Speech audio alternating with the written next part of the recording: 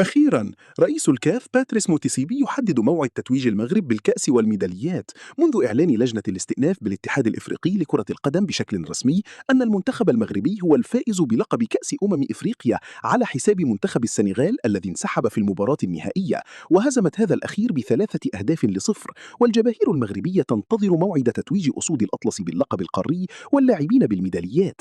وحول هذا الأمر فقد أكدت لجنة الاستئناف بالاتحاد الإفريقي أن دورها ينحصر فقط في الفصل في نتيجة المباراة والتكييف واقعة الانسحاب المثيرة للجدل، مؤكدة على أنها قررت أن المغرب هو الفائز، لكن تنفيذ هذا القرار منوط باللجنة التنفيذية بالكاف والتي يرأسه باتريس موتسيبي.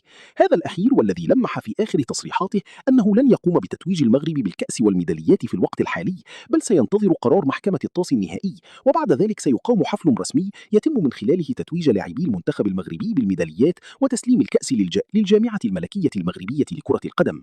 رسميا منتخب المغرب يواجه النرويج قبل كأس العالم. كشفت الجامعة الملكية المغربية لكرة القدم عن تفاصيل المواجهات القوية التي ستجمع بين المنتخب المغربي ونظيره منتخب النرويج، وتندرج هذه القمة الكروية ضمن البرنامج التحضيري المكثف لكأبة المدرب محمد وهبي تأهبا لخوض غمار نهائيات كأس العالم 2026 بأمريكا الشمالية. وتم تحديد يوم الأحد 7 من يونيو 2026 موعدا لإجراء هذا اللقاء المثير على أرضية ملعب سبورتس آل ستريت بمدينة هاريسون الأمريكية.